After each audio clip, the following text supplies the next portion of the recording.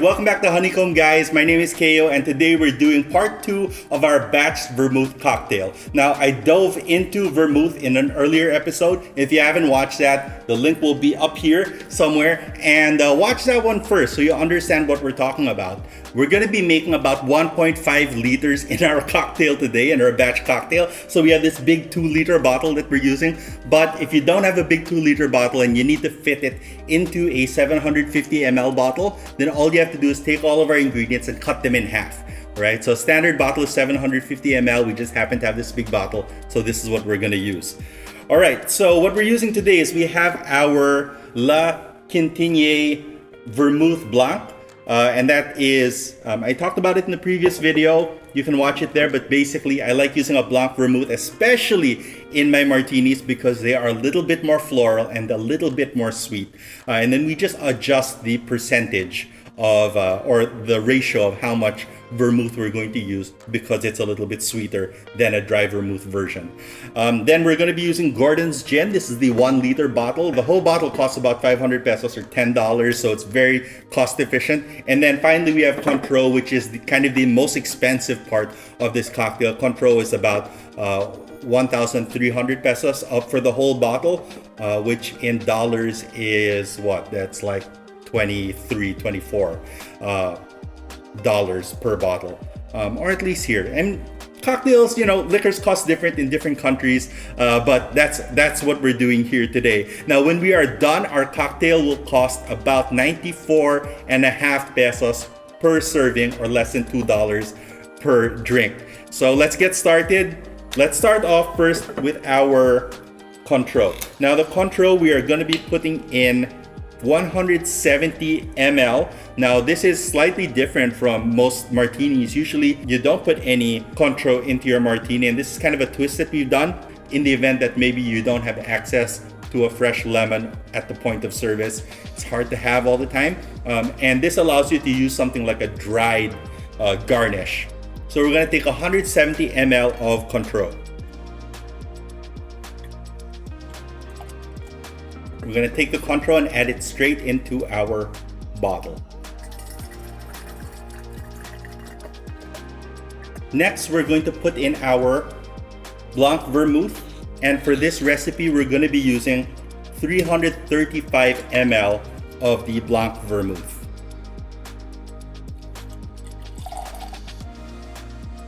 And between those two batches, we've pretty much used up our vermouth.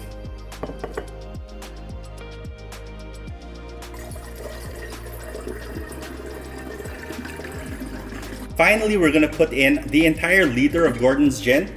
Now, I could just pour this straight into the funnel, but first what I'm going to do is I'm going to put some of it here inside the mixing glass to make sure that we got all of our other ingredients washed out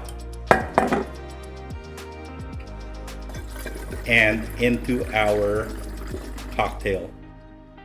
All right, so now that I've washed out the mixing glass, I'm just going to pour the rest of the Gordon's Gin directly here into the funnel.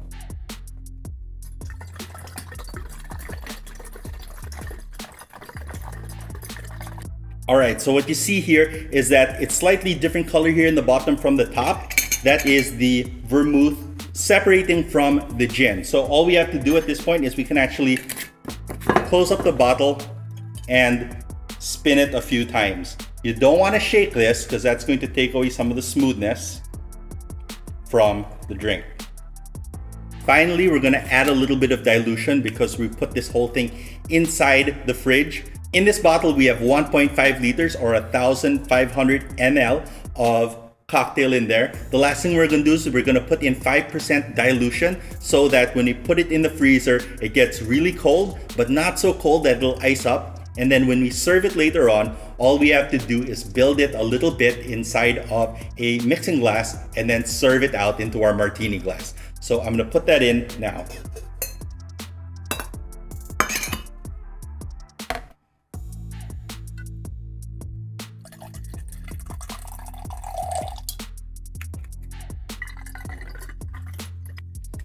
All right, so now we have our entire cocktail in here. We can put the whole thing in the freezer, and it's not gonna freeze because the ABV, or alcohol by volume, is significantly higher than just the vermouth. And this will store in the freezer for a good 3 to 5 months without any problems. All right, so I'm gonna put it in the freezer now, and we'll come back in a while and show you how to serve this drink. All right, so we're back. Our batch cocktail, our batch martini, has been sitting inside of the freezer for a couple of hours, and right now it's cold. It can get colder, but what we're gonna do is we're gonna open it up and serve it out. Now, when you're doing martinis, you want it to be very, very cold. So we're using a chilled glass. We put this inside the fridge or freezer so that it gets really cold, and you can see it's frosting up. And the mixing glass has also been in the fridge, and we're using a lot of ice. Open up the bottle, and we're gonna pour out 1, 2, 3 servings of the martini. And that's about 90 ml. And we're gonna build it, and when we're done building, it's gonna go all the way up to about 100 ml. Take your bar spoon and spin it around the outside of the glass. Now, in building a drink like this, because we've already diluted, we don't need to dilute too much. You can kind of look and see if your dilution is correct. And that's about right. And I'm just gonna take my julep strainer and pour in my martini.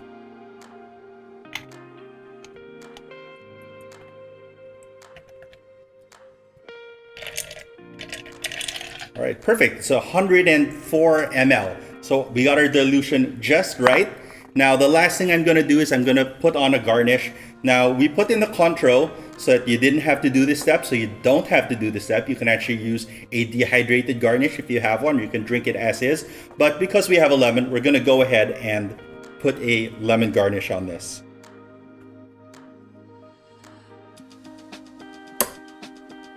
Okay, so we're just going to express the peel over the drink.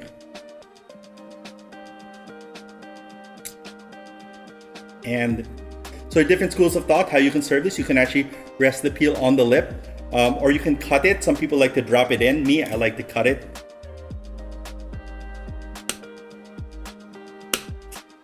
And that will sit nicely here on the edge. And that'll create nice aroma for when you sip your batch martini. That's pretty good. That's actually really good. All right, you know, the Cointreau, it's right in there. It's very balanced. You just taste it, and it just adds that extra little touch of elegance to the drink. The Blanc Vermouth has really brought in a nice floral taste, a nice floral aroma as well, and a little bit more sweetness. As with the Cointreau, also to kind of control the harshness of the Gordon's gin. Man, I like this drink a lot. It's not a classic martini, but it is a nicely modified martini. All right. So that's part 2. If you missed part 1, go back and watch it. Have you tried anything like this? Let me know in the comments below, and do remember to follow along on Instagram. I'm at Kayo on Instagram. Follow at Honeycomb Manila and at Daily Drink Mag on Instagram as well, and subscribe to this page. Are you not yet subscribed? You should totally be subscribed. All right, I wish you guys good luck. I wish you guys good health. I wish you some great cocktails and some great coffee in the morning. All right, peace.